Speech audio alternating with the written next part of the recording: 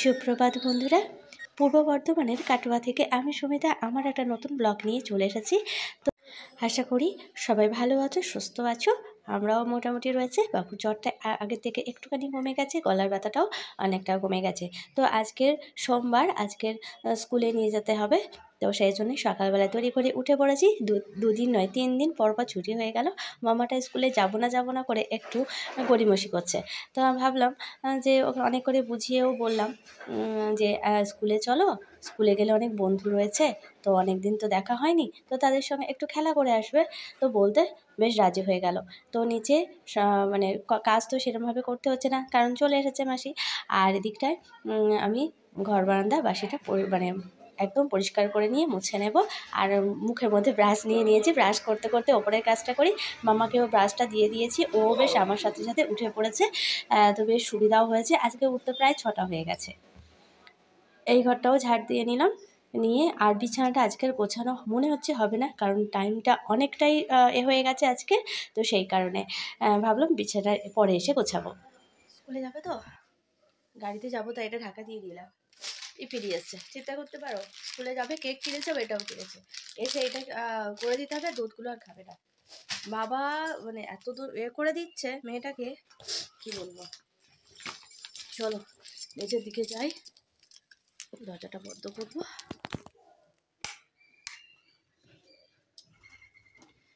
পাখিটা এদিকে মামাকে স্কুলে দিয়ে দিয়েছি, দিয়ে একটু ওই যে আমাদের বন্ধুদের সঙ্গে একটুখানি বাজারে মানে ঘুরতে নয়, কিছু কেনাকাটাও আমি একটুখানি করলাম, আর ওরাও একটু করলো। তো সেই কারণে তো তোমাদের সঙ্গেও একটু বাজারটা ঘুরিয়ে দেখালাম। আমাদের এখানে বাজার মানে সেই হাট বসে না, সেই বাজারই বলা যায়। আমাদের ওখানে যেরকম নির্দিষ্ট দিনে, যেমন মঙ্গলবার আর শুক্রবার করে একটা বিশাল হাট বসতো, এবং হাটের জন্য বেশ আলাদা জায়গাও ছিল। এখানে সেরকম না, এখানে এই রকমভাবেই বাজারগুলো বসে। ফিরে এলাম একদম স্কুল থেকে নিয়ে মামাকে আইব্রো ইপি নিয়ে এসেছিলো, ওটা একটুখানি করে দিলাম। এখন যেন মনে হচ্ছে যে মানে মশলাটা একটু বেশি লাগছে না, করার পরে তোমার দেখাচ্ছি একদম কম। আমি একদম ইপির মশলাটা এমনি ঝাল হয়, ও খেতে পারবে না বলে সেই জন্য অল্প করেই দিই। দেখো একদম নেই, যখন হয়ে গেছে। তো এইটা করলে অতটা ওর ঝাল লাগে না, ও বেশ খেয়েও নিতে পারে। মামাকে এটা দেবো, আর ও এদিকে খাবে, এদিকের ঘরে বসিয়ে দেবো। আর এদিকে আমি বিছানাটা সুন্দর করে গুছিয়ে দিয়েছি। আর বিছানা গোছাতে গিয়ে সমস্যাটা হলো, সকালবেলায় তো আমি সমস্ত ঘর ঝাড় দিয়ে একদম মুছে দিয়ে গেছিলাম, কিন্তু আবার এই বিছানা গোছাতে গিয়ে প্রচুর ময়লা ধুলো পড়লো। তো সেই কারণে আবার আমাকে ঘরটা মুছতে হলো। দেখেছো, মানে ডবল কাজ। ওই দিকের ঘরটা আর মুছিনি। মামারও মোটামুটি ওইদিকে খাওয়া দাওয়া কমপ্লিট হয়ে গেছে। তো ওকে একটু গান দিয়েছিলাম, তো গান দেখতে দেখতে ও ঠিক খেয়ে নিয়েছে। মানে ম্যাগিটা হলে নিজের হাতে ঠিকঠাক খেয়ে নেয়, অন্যটা খুব একটা খেতে চায় না। শসা কেটেছে, ক্যারট কেটেছে, দিয়ে কত ফ্রুটস বাবা, বোতলের মধ্যে কেমন ভরেছে দেখো সব। চলছে এদিকে, চলছে পাতা। বেশ, চল, পাপা ডাকলো যে ওপরে চলে যাও। যাবে না, এই খেলা, ওর জল ঘাটবে। আজকে রান্না বানাই ডিম করব। তো ডিমের আলুটা আর ডিমটা সেদ্ধ করে নিয়েছি, ডিমটা এবার ছাড়িয়ে নেব। আলুটা ঠান্ডা জলে দিইনি, কারণ আবার মানে শক্ত হয়ে যাবে। তো সেই জন্য ওটা ঠান্ডা করতে দিয়েছি। আর ভেজেছি উচ্ছে আলু একসাথে ভাজা। আমাদের খাওয়া দাওয়া কমপ্লিট হয়ে গেছে। এবারে ওর দাদু এসেছে, দাদুকে খেতে দেবো। আমার বাবা খেয়ে দিয়ে চলে গেছে। মামাকেও ওই ডাল একটুখানি সেদ্ধ করে নিয়েছিলাম, ও তো খুব একটা মানে করে তরকারি খেতে পারে না। আর ওই ডিমটা ছিল, ডিমটা ও কামড়ে কামড়ে, এমনি যখন আমরা ভাত খাই না, তখন ও ডিম এগুলো খেয়ে নেয়। আর মাছ বলো, এগুলো বেশ ও খেয়ে নেয়। একটু আওয়াজ হচ্ছে, দাঁড়িয়ে যাচ্ছে পাশ থেকে, আমাদের করার সময় একটু মানিয়ে নিও। তো সেই জন্য ডালটা দিয়ে বেশ করে ওকে চটকে ভাতটাও খাইয়ে দিয়েছি, দিয়ে ঘুম পাড়িয়ে দিয়েছি। এবারে ওর দাদু দিচ্ছে, এই যে উচ্ছে আলু ভেজেছিলাম এটা দিয়ে দিলাম, ভাতটাও দিলাম, দিয়ে দেবো। তারপরে একটু আরও কিছু কাজও রয়েছে আমার। এখন আস্তে আস্তে গরমের দিকে পড়ছে, তো এখন একটু হালকা পাতলা খাওয়াই ভালো। তো কদিন ধরে গাঁদালি পাতা ঝোল, পেঁপে, কাঁচকলা খাচ্ছিল, তো আজকে বললো যে একটু মুখটা চেঞ্জ করলেই ভালো, মানে ডিমটা রান্না করলাম, ওই কারণে একটু নুনটাও দিয়ে দিলাম।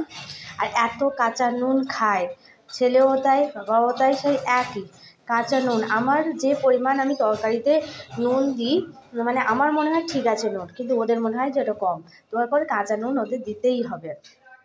বারবার মানে ছাড়ানোতেও বাবুকেও পারিনি ছাড়াতে। যাই হোক চলো এগুলো একটু ধুয়ে নিই, কারণ আমার আবার লাগবে রান্না করতে। আর প্রেশার কুকারে ভাত এখন একটু কম করছি, কারণ প্রেশার কুকারে ভাত করতে গিয়ে মানে ওই যে প্রেশার কুকারে ভাতটা বেশি মানে ফ্যাট, মানে বাবু খাওয়ার ক্ষেত্রে একটু অসুবিধা হয়ে যাচ্ছে।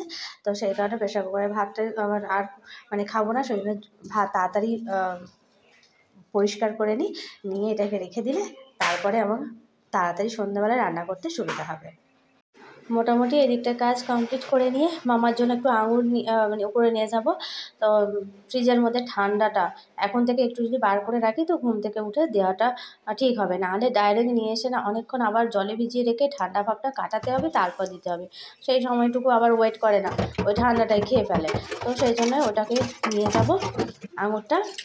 আর এবারে এতে আপেল নিয়ে এসেছে, সেই আপেলটা থাক, আঙুরটা আগে শেষ করি। আমি তো বাবা অনেক দিন আগে নিয়ে এসেছে, তো সেইটা শেষ করতে তারপরে ওটা আপেলটা নেব।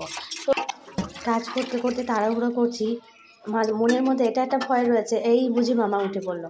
এই যে মামা যদি উঠে পড়ে না, আবার এই কাজকর্ম ফেলে রেখেছি, আবার আমাকে দৌড়ে ওপরে যেতে হবে।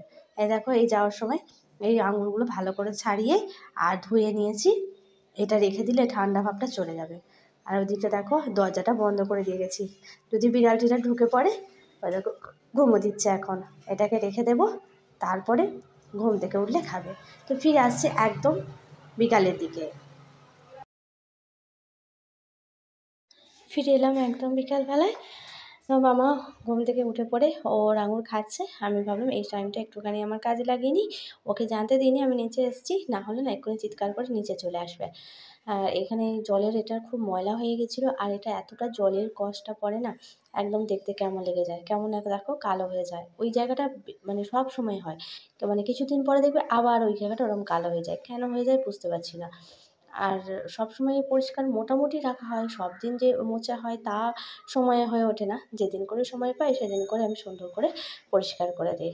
দেখো কেমনভাবে ছপছপ হয়েছে, আর পরিষ্কার করার পরে কী দারুণ দেখতে লাগছে। আমি একটু সার্ফ দিয়ে একটু স্কচ ব্রাইটটা দিয়ে একটুখানি ঘষে দিচ্ছি, নাহলে না অনেকটাই খুব মানে ডিপভাবে একদম নোংরা হয়ে গেছিলো। তো সেই জন্য সেটা একটু পরিষ্কার করে দিলাম, বেশ ভালো লাগে। দাঁড়াও দেখাচ্ছি পরিষ্কার করার পর কেমন লাগলো। দেখো এটা দিয়ে কাপড়টা দিয়ে পরিষ্কার করতে কতটা সুন্দর লাগছে, একদম নতুনের মতো না? যাই হোক বন্ধুরা, আজকের ব্লগটা আমি এখানেই শেষ করে দেবো, ফিরে আসবো নতুন একটা ব্লগ নিয়ে। ততক্ষণ বন্ধুরা ভালো থেকো, সুস্থ থেকো।